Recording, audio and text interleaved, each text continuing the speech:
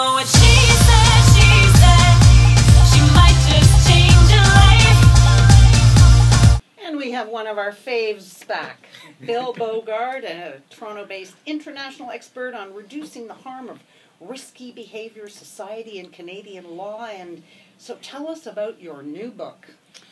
It's called Off the Street, Legalizing Drugs, and it'll take the reader through the case for shifting from paradigm of criminalization to regulation of recreational drugs and how we might go about that regulation, as difficult and as complex as it is. So, are you for or against it? Oh, I'm for it. Okay. I'm for it. It'll be complicated. It will be difficult, but it's far better than the situation that we have now. We criminalize people who use a substance. Why would we do that?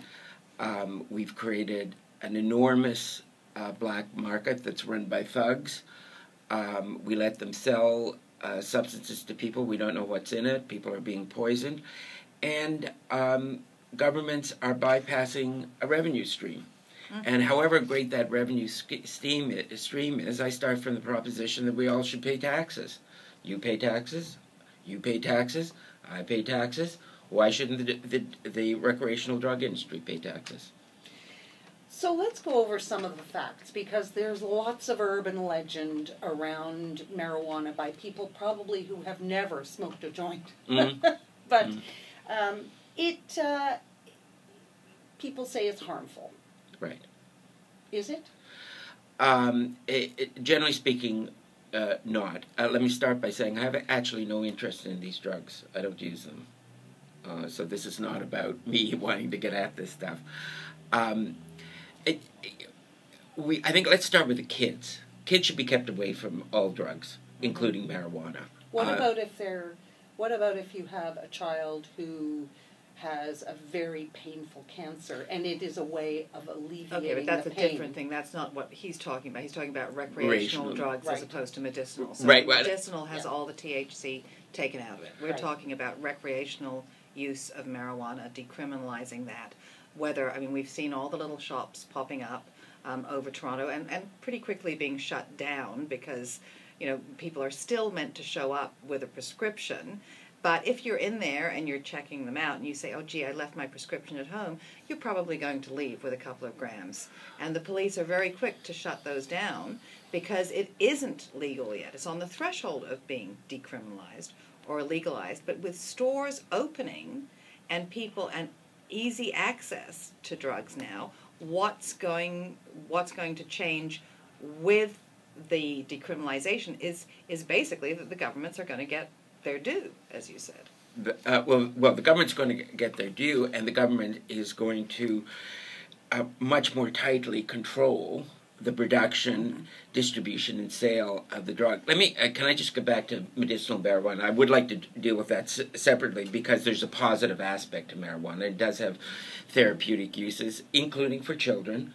The problem is we don't have really rigorous evidence on under what circumstances it's effective, so we need a lot more research.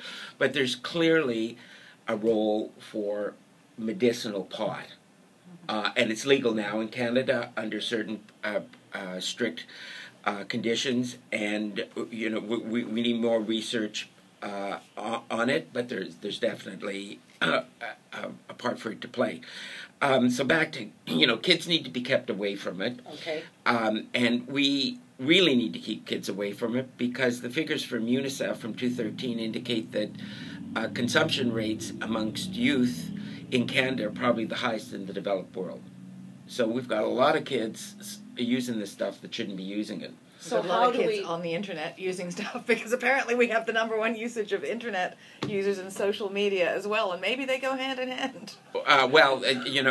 Anybody that knows anything about the internet knows that it's a place where you can buy and sell pot, and that's something else that needs to be attended to. But you were going to ask a question. Well, I was just going to say that we have had experts in here talking about the development of the teenage brain. Right. And how that affects the development of the frontal lobe, for example. Right. But how do how do you stop that? Well, let's start from the proposition that kids should be kept away from all drugs. So they would have a criminal record, but nobody else? Like at what age?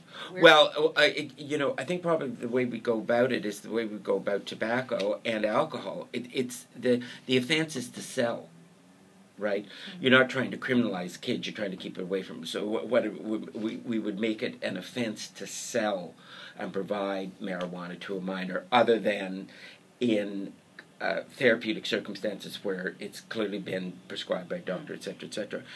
And, let's take another drug, which is legal at the present, which is tobacco. Mm-hmm. We actually have one of the lowest rates of consumption of tobacco by youth in the developed world. So we've been able to do it with tobacco. We brought it down to about 7%. Except did they just switch from tobacco to pot?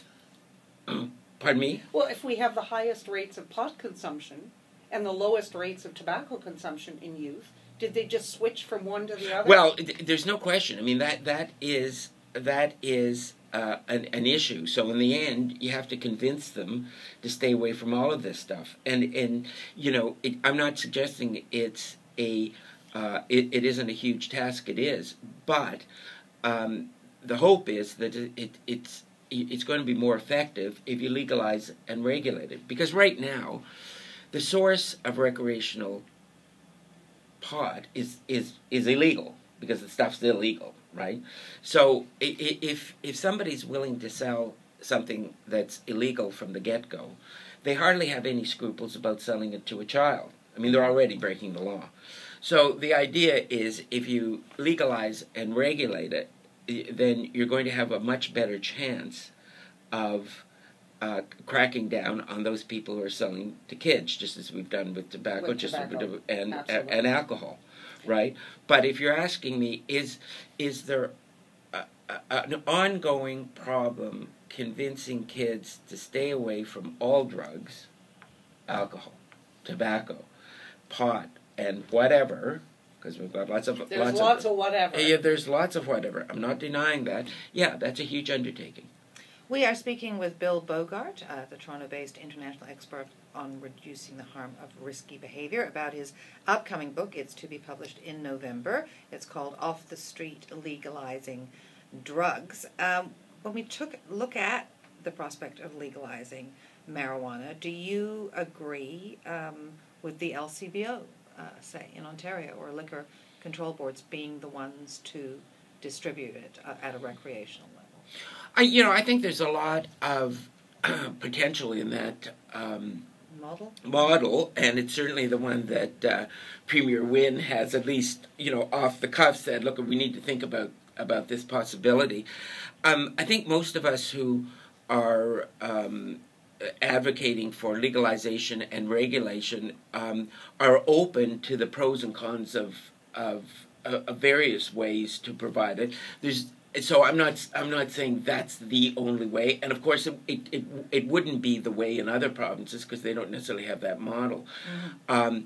And I think some amount of cautious experimentation in how it's made available at the retail level wouldn't necessarily be a bad thing, and then you figure out what's the best way to go about it. But I think what's critical is as you make it available, as by definition you would once you legalize and regulate it, we also have to put into place a whole series of interventions to discourage harmful use, right? And so we're back to the question, is marijuana harmful? And the answer is not if you use it casually. Like if you're using it a couple of times a month, you're fine. If you're using it a couple of times a day, yeah, there can be all sorts of health complications. So it's really about the moderate consumption of marijuana by adults that's really critical. And the rough comparison is alcohol. Exactly. I was just going to say. I mean, it's legal to drink all day. Yeah, but not a good idea. But not a good idea. But on that note as well, I mean, it's legal to drink if you're of age, but then not to drive. Now, we don't have any roadside breathalyzer tests for pot or for marijuana uses or hash or Thai sticks or whatever it is you were smoking out before you got in the car and drove. They're working on them, but you don't, and you are impaired. You may be driving more slowly, but you are definitely impaired, and your judgment is impaired. So how do we weigh that on a societal basis? Yeah, well, and certainly I was going to get to that in terms of marijuana being safe and not safe, and the issue of impaired driving is an instance where it's not safe. And I come down very heavily on the conservative side of what constitutes impairment. Like, if I ruled the world, I would lower the rate of permissible blood alcohol before you drive, because we know the lower it is, the fewer accidents there are. So my view about this is, yes, it's a serious issue. It definitely has to be attended to. There's no question it's a criminal offense to drive while impaired by a drug. Yeah, but if they can't tell if you're impaired by a drug, unless the big cloud of smoke that rolls out the window when they I don't think. I don't think it's quite that bad. I mean, we do have a series of tests in place. The question is, are there even better ones? But my point is, as you come to legalization and regulate it, in terms of driving, err on the conservative side, right? As you start from, make it very clear, whatever the tests are, whatever the learning is, we'll go for the conservative option, and this is a chance to reinvigorate a national conversation about driving while impaired, because it's wrong, and it's killing people, and it has to stop. And on that note, we're going to take a quick break here on Sirius XM, What She Said, right here on 167. Stay with us. When we come back, we want to talk about, the government now. It seems to be sucking and blowing at the same time, as it were, because now they're saying they want to clamp down on vaping and medical marijuana. We'll talk about that when we come back. Stay with us.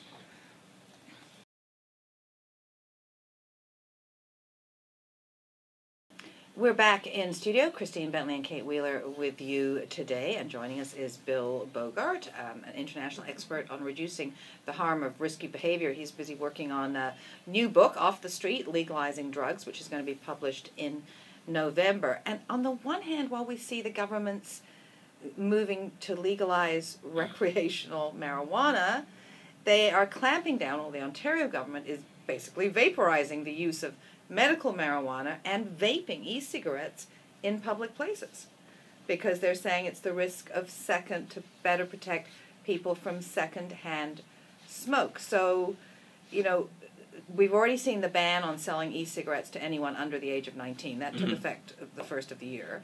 But now, where you can vape, how far you have to be from outside. So how do you rationalize these two things? I think it's permit but discourage, which is the overarching theme of permit but discourage, which is the overarching theme of regulating consumption. In other words, when we move from criminalization to regulation, we're permitting the use, but we're always discouraging harmful consumption, right? And part of the harmful consumption is the burden it may place on others. So we've long had evidence of the harm of secondhand smoke, and that's why we've restricted smoking in public places. We discourage, prohibit smoking in cars, etc., etc. So this I think, is just a piece of it, right? We're saying if you want to smoke, if you are doing medical marijuana, if you're vaping, you shouldn't burden others. And these are proposals, and we'll see where they go, right? Well, but I think that's what's behind it. And globally speaking, I agree with that, right? Like, when I advocate legalization to regulation, I'm not for a moment suggesting that there aren't harms to these substances. The question is how best to address those harms. Right, and we now know that criminalization of these substances is not a good way to go. It just imposes too many costs. Never mind the fact that it's just basic human consideration. If you choose to smoke a joint, fine. But why should that decision then force the 5 people sitting around you to also smoke? Right, and that inhale it in terms of exactly. And for example, I said this at the beginning of the program. I don't do any of this stuff. Well, I drink Shiraz, but so I don't even like the smell of marijuana. Like it's just not something pleasant to me. So I get this, and this is what's behind it, right? If you want to smoke at home. Now, the complication I think here is medical marijuana. Except I've heard the argument that there are other ways of ingesting medical marijuana. Right. You don't No. have to smoke it. Exactly. There are other avenues. And so if you know that you're going to be out at a restaurant or a dinner party, you don't pull out the joint. You ingest it in another way if that, if you have to have it every 3 hours and that happens to fall at a time when you're not home. Yeah, now, hopefully that's the path that's going to be taken. I mean, I think we have to be a little bit careful. I mean, if somebody can demonstrate, look, I have to be on medical marijuana for a health reason, and the only way that I can ingest it is smoking, there might have to be some sense of reasonable accommodation, because this would be a human rights consideration. But putting that important issue aside, Christine, I totally agree with you. I totally agree. Like if you want to smoke, or if you want to vape, or if you want to smoke a joint, and why should other people who are not interested in doing that be exposed to it? So we'll see where this proposal goes. The Ontario government is going to have a time for a consultation. The people who vape, I think, you'll see a pushback, right? Because well, I heard it this morning saying, well, vaping, it's a vapor and it doesn't smell of anything, so why is it bothering anybody? Yeah. And other people saying, well, I've been places where I actually did notice smells and I don't like it. And then the person said, well, I'm sure you've passed a woman in the hall who's had a perfume that you didn't like. I mean, so it gets into all that stuff. Yeah, and the thing with vaping is I think the evidence is mixed in terms of what its impact is. There are a whole lot of people that swear that it's a way of inhibiting smoking, traditional smoking, and therefore it's healthier. And then there's another crowd, and with citing some evidence, it suggests it's actually a gateway. You move from vaping to cigarettes, so it's actually dangerous, particularly dangerous for kids. So I imagine, because of this proposal, some of this evidence will be brought forward, and I would want the Ontario government to suggest to those who vape, produce the evidence that nobody's bothered by it, produce the evidence that this actually helps to curtail traditional smoking. Because if it did, that would be a good thing. But there's a lot of debate around what the actual impact of vaping is. I think we already, though, have the framework socially, culturally, to some degree, in that smoking cigarettes is not allowed. Right. So people have gotten used to that, and 10, 15 years ago, 20 years ago, that wasn't the case. No. There was huge pushback. Right. Kate was talking earlier, you were talking about being in Miami and being at an outside restaurant where there was an ashtray, and I mean, that's just not the case here. No. So it's a matter of getting used to it. I mean, my parents drank and drove all the time, and I'm sure yours did, and now our children wouldn't even dream of it. They have discussions about how they're going to get where they're going to go. And it's not driving. Your children might not dream of it, and your children might not dream of it, and my child doesn't dream of it. Sadly, there are kids that do it. Right? We have a problem. Well, there are adults who do it too. Oh, for sure. No. But so, I mean, largely, I think the message. I listen to them, debating over who's going to be the DD. But they also changed the law. I mean, if you're under 24 or 25 and you've got any alcohol in your system and you're driving, then your license is gone. So, and if you remember back to the days when they were 16 and they got that license, there was no way they were losing it. And I mean, zero alcohol, we got used to it. So, why don't they make it zero alcohol in your system to 35? Instead of 25. Or across the board. Really, because that seems to be, it's like, no, there's no choices, because I think that's where we went wrong. If we look at, the Marco Muzo case in specifically, I mean, we keep on telling people that it's wrong to do, but we're not teaching them that it's wrong to do off the bat. And the other thing, too, is, they have a limit. I'm a small person. For me, a glass of wine has a much bigger impact than a guy who's 6'4" and weighs 230 pounds. A glass of wine is nothing to him. So that 0.8, do you know what I mean? Like that level. 0.08. 0.8 or whatever. I mean, I'm just saying. I'm just saying that I don't think that accurately always reflects for somebody who's smaller, or maybe who hasn't eaten that day. I don't think it accurately reflects how maybe impaired. No, but because how your judgment is impaired. But because you are so tiny, that would mean that one glass would register much more significantly than. So it's still it's on your blood level. It's what your blood level. That's why the blood levels. But have you not heard people say, "Oh, I can drink a bottle of wine. That doesn't affect me at all." Some people are more affected than others, regardless of what it says your blood alcohol is. Yeah. Well, listen. As I said before, and I say it again, I am very conservative on impairment and driving. I think the standard should be as strict as we can make it. Now we're going to get a big pushback from the alcohol industry, right? But I think we all have to keep fighting the good fight, because drinking and driving, or smoking marijuana and driving, is a huge problem in this country that has to be addressed.